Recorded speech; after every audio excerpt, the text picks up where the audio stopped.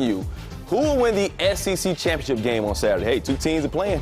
Florida, Alabama. There you go. That's simple. You make your result. You make your choice, and we will give you the results later on in the show. But for right now, let's send it over to Dana with some NFL talk. Yeah, we go from college to the pros now. Just 5 games left in the NFL season. It is gut check time for some players and teams around the league. So who needs to man up and play tougher, and who should just grab a spot on the bench and sit down? For that answer, we welcome in First Take NFL analyst John Ritchie, who is joined by 6-time Pro Bowler Leroy Glover. Guys, let's play a game of, I guess it's man up or sit down. And we'll start with the player. Who's a player that right now needs to man up, John? Kind of have two. I don't know the extent of Ben Roethlisberger and Deshaun Jackson's head injuries, and I won't pretend to.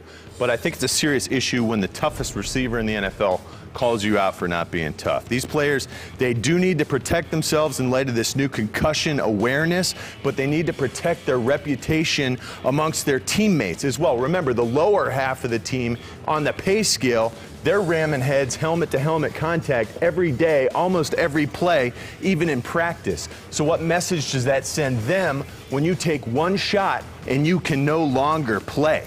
How does that make them feel when they probably hurt worse than you do? Guys in the locker room need to respect you. They don't respect when you take your helmet off and walk to the locker room almost every game, like Deshaun seems to do. They want guys who are going to not let the opponent know they're hurt, not let anyone know they're hurt, except maybe the trainers, and then they're going to get back as quickly as possible. All right, Leroy, your man-up guy, who is it? My man-up guy, and I'm going to stick with the theme of concussions. You're going to see the league, really play a big role in really keeping guys out of the lineup. My guy that needs to man up is Matt Leinart. He had a solid game versus Tennessee last week. He was 21 for 31, 0 touchdowns, 0 interceptions. He really stuck with the checkdowns, the conservative play. He tried to really work on the intermediate levels of the football field in the passing game. Did not stretch the field, not one time versus the Tennessee Titans. I think they're going to really need for him, if he has to play, if Kurt Warner cannot play, he's really going to have to be used to stretch the field vertically, get the ball to Larry Fitzgerald, get the ball to Bolden as well, and really try to rely on that running game. He has not done it thus far. Certainly has the receivers out there to do it, without a doubt. All right, let's go the reverse then, John. A player that needs to sit down. Who do you have? Well, Jake Delhomme, he came heroically back from the Tommy John surgery, and they've stuck with him against common sense at times this season. Now the broken finger on the throwing hand gives them an easy out, both he and John Fox. He's 31st in the league in passer rating, got 18 interceptions to 8 touchdowns. He's got no zip on the ball. He's inaccurate. Miscommunications with receivers are what a lot of it's being chalked up to. But I say it's time to bring in some new hands under center who actually speaks the receiver's language. That can't hurt. Matt Moore, he's the backup. He's played only 3 games in his NFL career, but he is 2-1, right? So it can't be any worse. And if it is worse, they've always got A.J. Feely to throw in there until free agency in the draft. Try something new, because this just isn't working maybe. All right, Leroy, who's your player that needs to just sit down?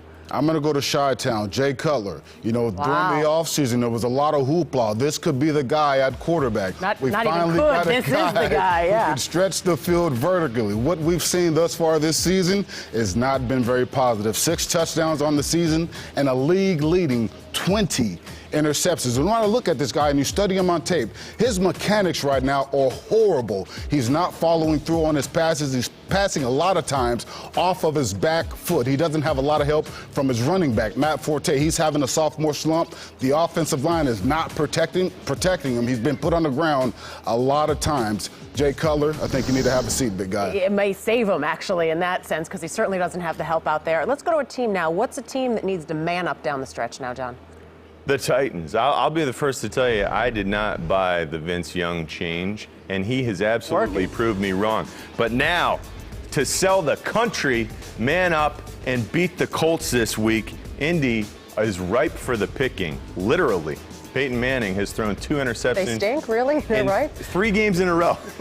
No. I know. But now they've got Tennessee has a healthy secondary. They need to get out there and prove that they belong by making a change in this game, make a statement.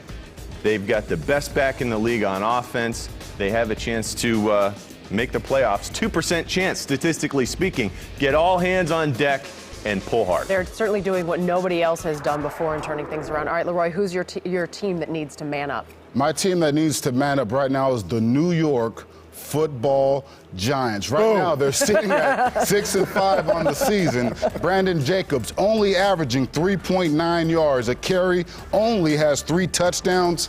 Injuries: Eli Manning with the foot injury, Ahmad Bradshaw with the foot injury, Pierce on defense, the heart and soul of that defense, out with a neck injury. Their secondary has been just bludgeoned by injuries as well. And defensively, what happened to the G-men's defense? Osi Umenyiora and Jason Tuck are combined with 8.5 sacks. That's not what you're used to seeing from a New York Giants football team. A tough 3-game stretch here with Dallas, with Philadelphia, and with Washington. They definitely need to man up. Yeah, we had Justin Tuck on yesterday, and he was talking about, it's this point, one game at a time, as silly as it sounds. Now, you guys aren't giving me a team that needs to sit down, and there was a reason behind that. Right. In the spirit of competition in the NFL, all of these teams still have a chance to accomplish something.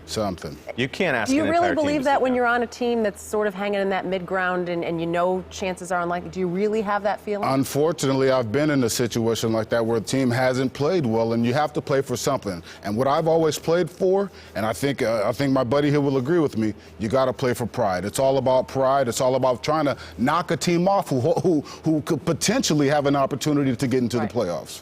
Boom. Boom. I like it. Good Boom. stuff. All right, guys, thanks. We'll talk to you later in the show.